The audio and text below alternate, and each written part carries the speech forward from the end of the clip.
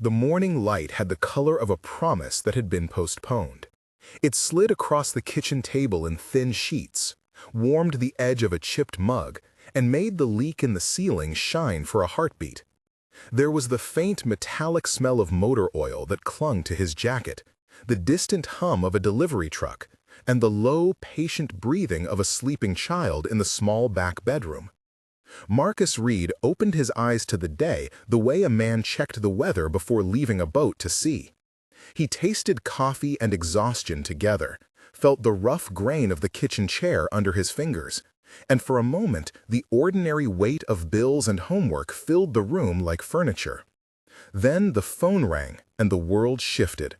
He listened to a voice that spoke too fast, a neighbor on the line saying there had been an accident near the market, that a boy had been swept into a drain by the sudden flood. Marcus stood so quickly the chair scraped. He moved with the careful speed of someone who had rehearsed panic for 2 shifts and every overdue rent notice. Outside, rain hammered the street like pulses on a drum, and the smell of wet asphalt rose in sharp, bitter notes. Marcus was 34, a mechanic by trade and a father by timing and stubbornness. He fixed cars by touch, knew engines the way some men knew poems, and he kept a ledger in his head of grocery costs and school supplies. He had custody of Jonah, 7 years old, who kept a permanent grease smudge on his knee from where he liked to help fix small things. Marcus had been single since the divorce 2 years earlier, and had learned to measure love in practicalities, in lunches packed and dentist appointments kept. He owned a cheap watch with a cracked face that still kept the minutes, and on the back porch a coat of many collars that was both a suit and a sleeping bag. The coat in the back of a stranger's car glittered with a logo Marcus did not recognize at first because there was too much to process. A woman in a tailored coat stood at the curb, hair pinned as if she had been prepared for a meeting and not for rain. Her shoes were expensive and soaked. Her voice was steadier than the weather. She cupped her hands around something that was small and trembling. He could almost smell the faint lavender of a high-end cleaner on her scarf, a contrast that made the mud on the boy's shirt smell sharper. She looked at Marcus with a kindness that did not pretend to ignorance. There was relief in her gaze and an apology folded into her posture. She said 3 words that put weight on the air. "We saved him." Those words landed like a tide mark. He had pulled Jonah out himself a minute before, hands numb and slippery, and then someone else had been there, steadying the boy, talking to him like the world would make sense again. The coat belonged to Claire Mercer. Her name would later appear in small headlines and in the mouths of television anchors. But that morning, she was a woman who had stepped out of her world and into his.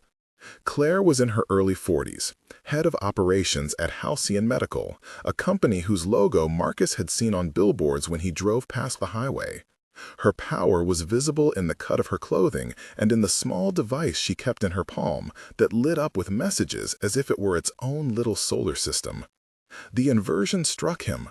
A polished executive with a pressed shirt at a muddy curb, and Marcus with oil under his nails holding a boy whose breath came back in fits. The watch on his wrist and the brand on her car, the smell of coffee and motor oil, the softness of the towel she offered. He felt in an uncomfortable way how fragile the mask of status was when the body of a child was on the line. She looked at Jonah and then at him and said simply, "I am so sorry this happened." Her voice held the certainty of someone used to making things happen. He wanted to know who she was, where she had come from, what had brought a woman with the city in her haircut to a flooding street. Nobody in his life had come with such clean shoes and such quick hands. They did not have time for long words. Jonah coughed and blinked and held Marcus like a boy would hold a lifeline. The rain blurred the edges of everything, and for a few minutes there was only sound and cold and the smell of rain on concrete. This was the kind of night that rearranged people. Marcus did not know yet that it would rearrange his future. Nakela Noichi, as thunder had come like a drum roll, the storm had announced itself early and with a fury that made even the city seem clumsy. Marcus had been on his way home from a late shift at the garage when he took a shorter street to shave minutes off a commute he could not afford.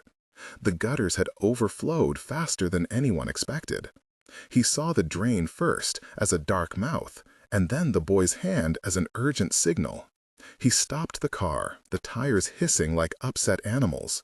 He checked the water, tested the current with his own boots, and then slid down the slick curb. The flashback unfolded in sensory detail. The water was colder than his hands expected, knives of chill that ran through the tendons. Rain tapped on the brim of his cap and tasted like iron on his lips. Jonah was under the curve of traffic and behind a small car. Fence, eyes wide, hair plastered to his forehead, mouth working to form a call. Marcus could hear the traffic above as an ocean of cars that did not stop. The feeble shouts of someone on a balcony, the distant bark of a dog. He felt the pull of current around his calves like a living thing trying to change his course. 2 blocks away, Claire had been leaving a meeting about resource allocation, a discussion about budgets and a spreadsheet that could make or break a clinic. She had taken a wrong turn into the neighborhood to clear her head and had seen the flash of orange life jacket and a small, frantic figure riding the water.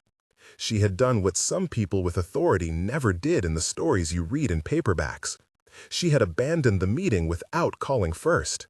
She had opened her door to an assistant who shouted protocol, but she had already moved. She had unbuttoned her coat and pushed aside heels with a rawness that did not consider polish. She had used her phone to call emergency services and had told the operator to send everything they had while she waited in. The rescue was tactile and noisy.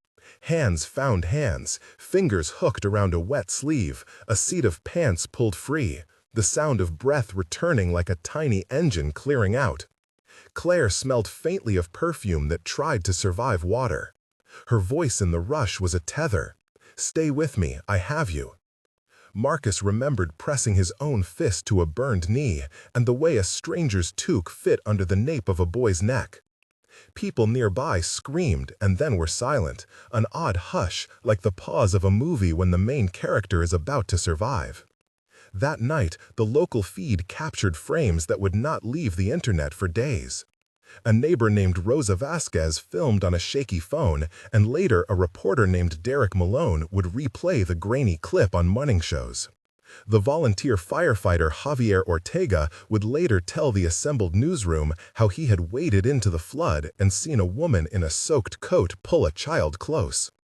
In those frames, Marcus saw the shapes of lives intersecting, and he would come to think of them as the minute gears that turned fate. Marcus had a backstory that arrived in measured scenes. He was the eldest son of a postal worker and a cook, raised in a house where the radio played the news and the table had room for one last plate. As a child, he learned the value of reusing, of patching things until they held, and he developed a quiet pride in fixing what others discarded. In adolescence, he had gone to community college, studying automotive mechanics while working nights at a pizzeria. He met Jenna there in a class about engines and conversation. She laughed the kind of laugh that made sunlight through old glass, and for a while they had the kind of uncertain happiness that people remember by the feel of pancakes on a Saturday. Then came the turning point. A layoff, 5 years of misaligned schedules, and a sudden crisis when Jenna decided to leave with the house and half the tools. Marcus kept custody of Jonah after a court hearing that left him stunned by its ordinary cruelty. The loss had taught him a brittle pride. He had become adept at disguising fear with plans. He took extra shifts, learned to braid his budget into months like rope, and promised his son that life was a place to be repaired, not thrown away. He had been invited once to a neighborhood meeting by Sheila Thompson, the school secretary, who had praised his volunteer work on the playground. He had been an invisible hero in small circles, the man who fixed lifts and mended broken toys, never seeking credit. By the time Claire Mercer appeared at the curb, Marcus carried a small arsenal of scars and practical kindness. He had a steady hand and a suspicious trust in the goodness of ordinary people. That was his formation. The present made him cautious about promises. The loss had auto-tuned his heart to the frequency of careful hope, the kind he could budget into the months. He did not expect to fall in love. He expected to manage. The neighborhood responded like a living organism to the story. Names clustered, and action followed. Rosa, the neighbor who filmed, posted the shaky footage online. Javier, the firefighter, checked the timeline and emailed the station's chief, Tom Alvarez. Derek, the reporter, filed a note with Channel 9. Sheila, the school secretary, called Marcus to ask about Jonah. And Michael Carter, the owner of Carter Grocery, brought dry towels and a thermos of coffee. The community performed stitches for a wound it had not known it had. Each person did a particular thing with a particular face, and the narrative that would later make headlines was assembled from a variety of small human choices. Then came the discovery, a slow, strange dissonance that pulled the small story into the wide current of public attention. A news chyron displayed Claire Mercer as she stood on a balcony in a later interview. The anchor read her title aloud. Claire was not only a woman who worked with spreadsheets. She was the chief operations officer at Halcyon Medical, a company that ran emergency clinics and had contracts with hospitals across the county. The image of her at the curb and 3 lines of text about organizational policy created a fissure of curiosity that the internet rushed to fill. Marcus watched the replay with Jonah at his side, the boy wrapped in a blanket, and felt the tiny needle of recognition prick his chest.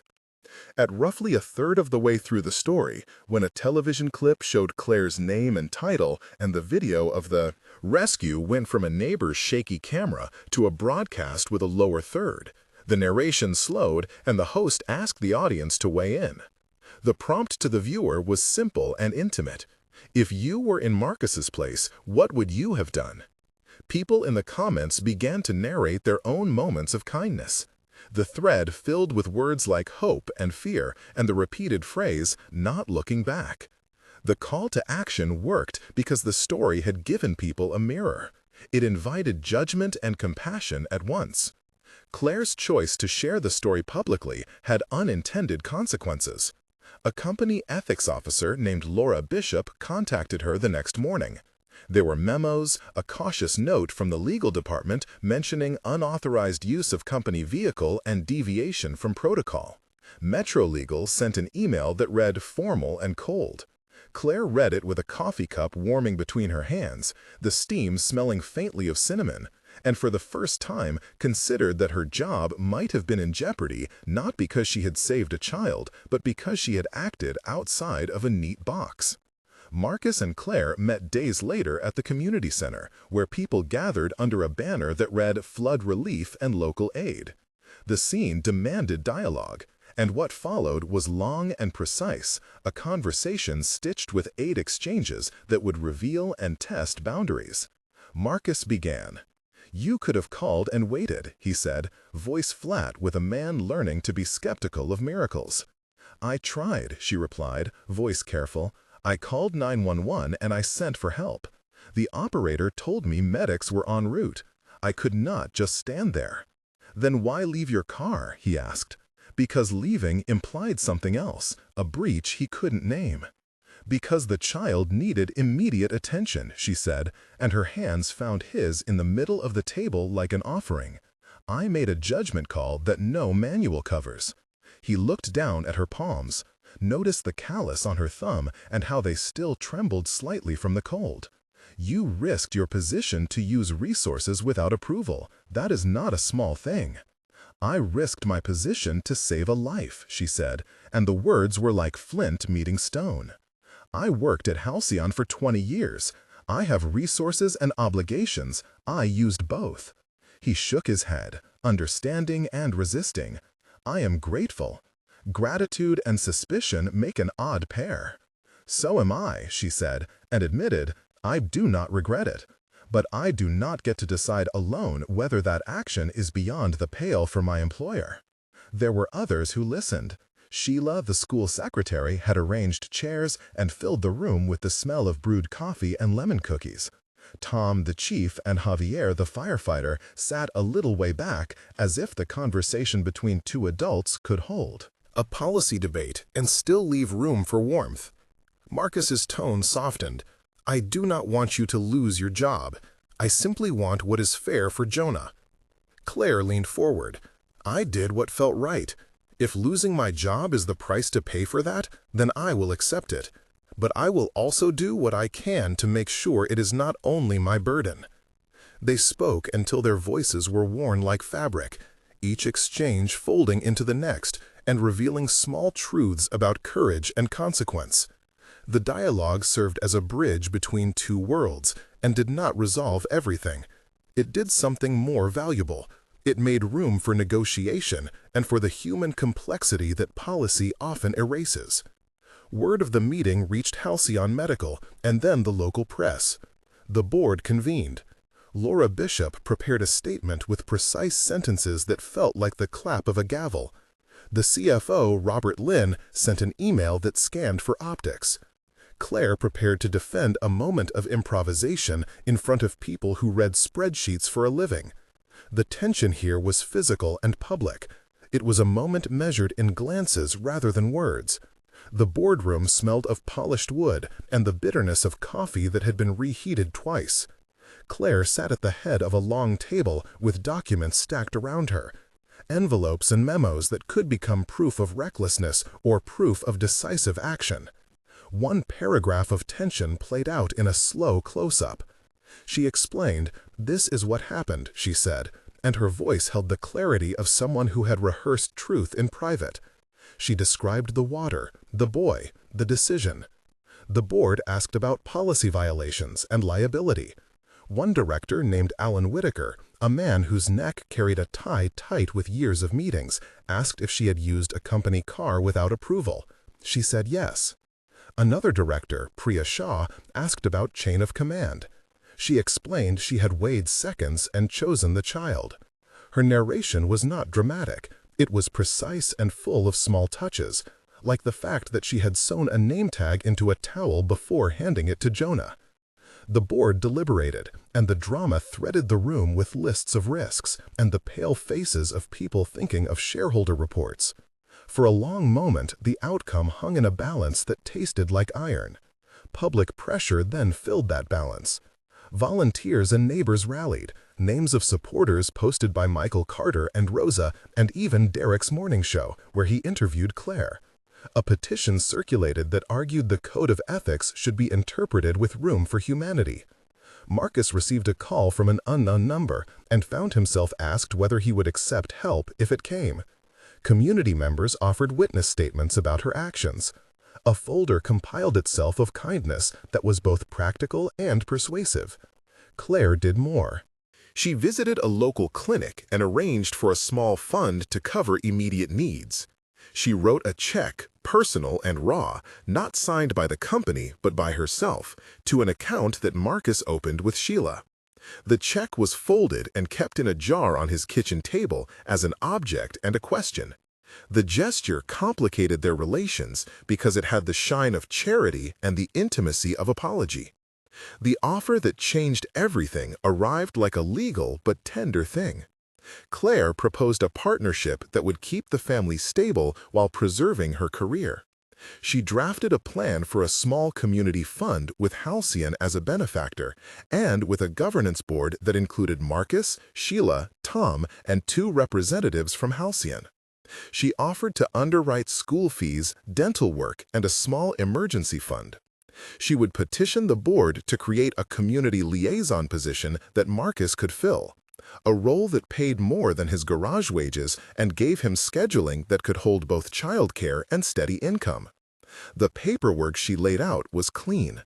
The document bore the weight of signatures and the smell of ink that promised more than a quick fix.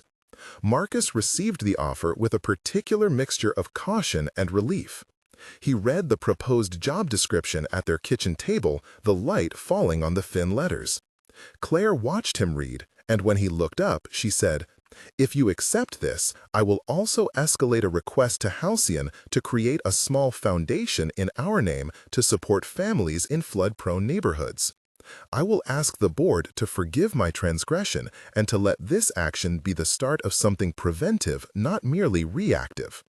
He asked, "Is this to smooth a stain on your record, or is it real?" She reached across and brushed the top of his hand with her thumb. It was the small motion of an apology and an answer. It felt like an offering without strings. The public stage approached and then arrived. There was a press conference at the community center under a tent that smelled of damp canvas and the concession of seriousness. Banners were hung with the modest logos of local sponsors. Derek Malone moderated. The crowd included neighbors and the mayor's aide named Claire Ramirez, who brought a municipal presence, and reporters from television stations who had come to see how a small neighborhood story could teach a city to be kinder. Claire stood at the podium, the microphone catching the breath in her chest. Cameras recorded the rustle of notes and the quiet of the audience. She spoke in a tone that moved from journalistic to intimate. She described the rescue, lauded the emergency responders, and announced the foundation with a name that clasped the moment. She proposed a fund that would provide emergency housing vouchers, grants for small home repairs, and a scholarship for local students to learn trades. Her speech was precise with details that made it credible. She presented a check from her personal account to the temporary account opened by Sheila and Marcus, a symbolic sum that carried weight because of how it was given. The applause had the texture of relief rather than spectacle. There was a point in the event where the rhythm of public presentation met private possibility. After the close of the press conference, as people drifted away and the photographers packed up, Claire found Marcus behind the tent. The air held the damp of rain that had not yet left the grass. Jonah chased a small paper boat in a puddle, laughing in the way children laugh when trauma still feels like a story told by adults. This was the place for the romantic knot to begin to loosen. Claire handed Marcus a small envelope. Inside was an offer not only of work but of trust. The job title, a payroll form, and a simple line that read, "Will you help shape this?" Her voice was quiet. She had risked much, and now she put more on the table than money. Marcus looked at the paper and felt something inside him loosen like a hinge. He thought of the cracked watch in his drawer and the way Jonah would sleep without fear. He thought of the mannered kindness he had learned to keep at a distance. They spoke softly then, away from microphones, in a dialogue that gathered like slow rain. They talked about scheduling, about imaginations of what a future might look like, about small embarrassments like who would make dentist appointments. He admitted he had been afraid to love again, that practical life had taught him restraint. She admitted that her job had taught her to make decisions without asking permission, and that sometimes the right choice was the hardest one to justify on paper. The first intimate present was nothing more than a key with a ribbon tied around it. She handed it to him with a smile that was equal parts hope and apology. The key opened a small apartment building that Halcyon would sponsor as transitional housing for families in need. It was not a mansion. It was not a ticket to the life he had once imagined. It was a room with a small kitchen, a window that looked out at the soft curve of a street, and the promise that nights of counting pennies might be shorter. Their first kiss happened later, after Jonah slept and the house settled into a rhythm of quiet appliances. It was not cinematic. It was the kind of kiss that came from a mutual exhaustion and relief. It bore the taste of coffee and the scent of her scarf and the grain of his chin. It was a small act that acknowledged a mutual willingness to try. The months that followed were measured in 3 particular snapshots. 1 month later, the foundation had processed its first small grant. Marcus had been on the board, his name printed on a letterhead with others, and he signed in pen for the first time things that were not repair orders. The community saw new roofing for an elderly neighbor named Mrs. Albright and a set of scholarships for a group of students, including Jonah's friend Mateo, who took to studying engines at the community center. 3 months after the rescue, Halcyon had issued a statement that reinterpreted its emergency protocol to include an escalation clause. Claire had faced a hearing and negotiated a middle ground.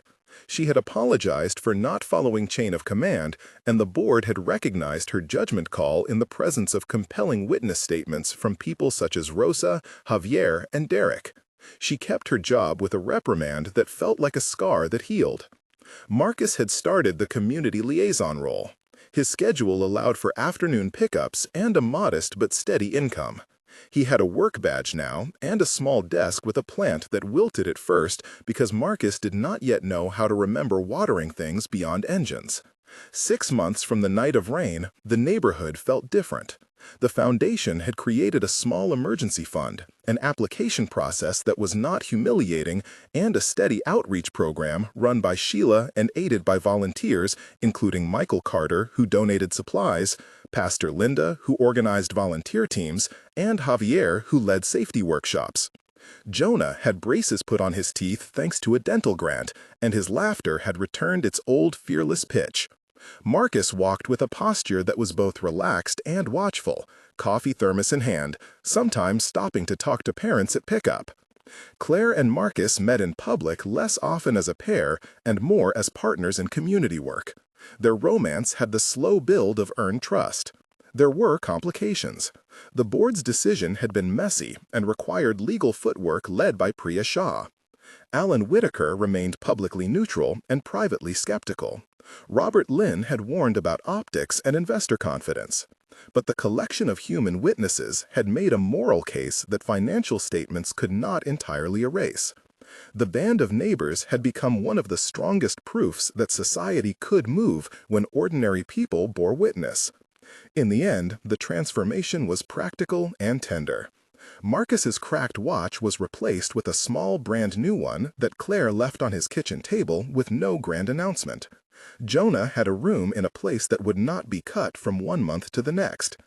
The foundation had funded repairs and a scholarship named the Red Thread Fund to teach trades to local kids.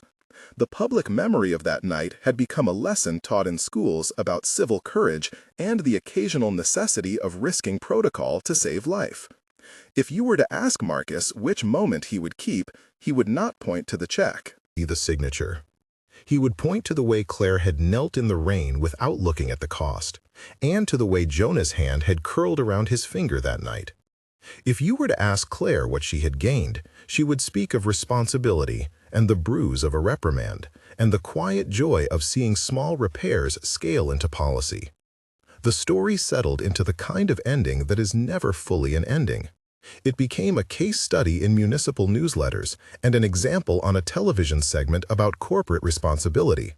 It inspired a local program led by Pastor Linda and Javier that taught children water safety, and by Michael and Sheila that offered free basic car maintenance classes to single parents.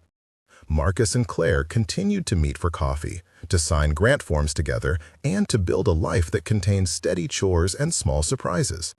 Sometimes, standing at the sink with a towel, Marcus would touch the small engraved key on his ring and remember the night when rain had been loud enough to drown decision.